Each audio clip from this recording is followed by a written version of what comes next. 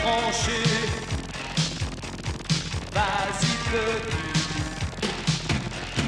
allons studio. Ici Régie,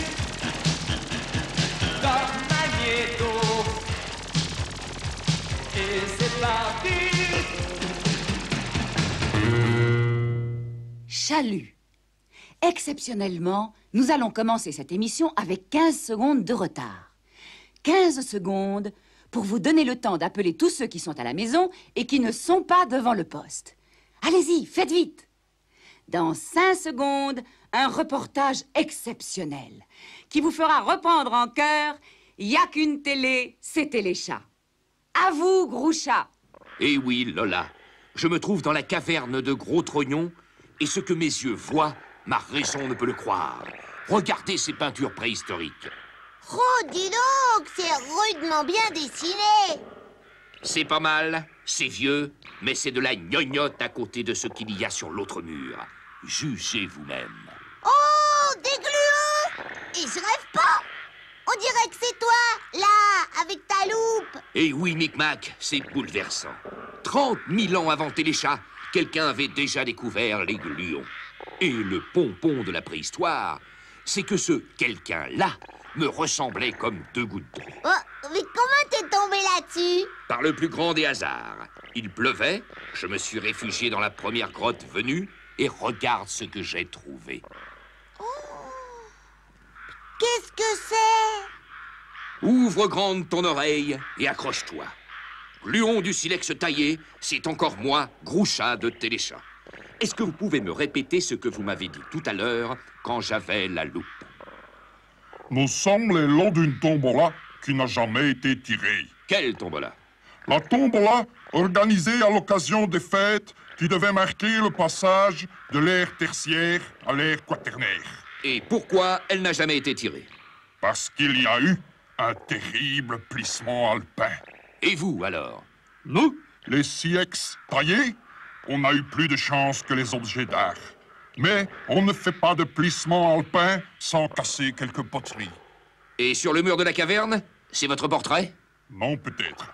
Avec mon père, avec mon grand-père et avec même mon arrière-grand-père. Alors, ce mur, c'est... Mon album de famille, Neda. Et le personnage qu'on voit à droite avec une sorte de loupe? Avec le cristal de roche, tu veux dire? C'était le reporter du journal mural. Celui qui nous a immortalisés, en quelque sorte.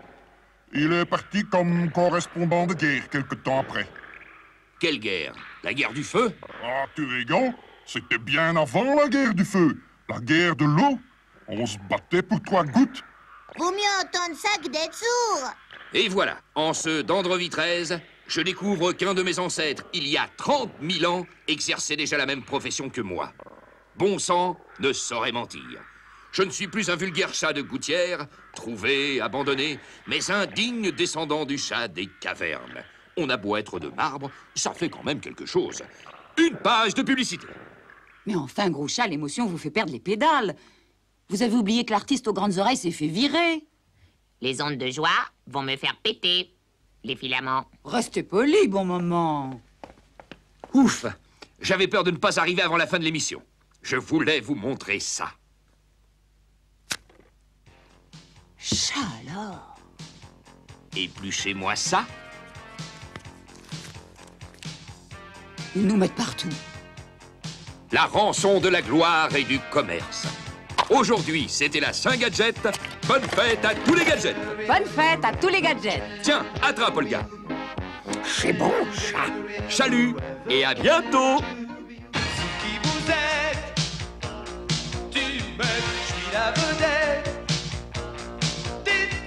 Y a ma photo partout, je suis le gluon. Tu trouves. Pourquoi tu n'as pas dit Chalut à demain si on veut bien? Parce qu'on veut pas. On prend une semaine de vacances? Rien qu'à nous deux? Non. Ah bon? Pas une semaine, 1 mois. Avec elle? Non, j'ai tout prévu. Mais c'est GTI. Qu'est-ce qu'il vient faire ici? Je lui ai trouvé un petit boulot à sa hauteur. Il va s'occuper d'Olga. C'est bon, ça. Toi, là où tu te perdras, il fera vraiment noir. Oh!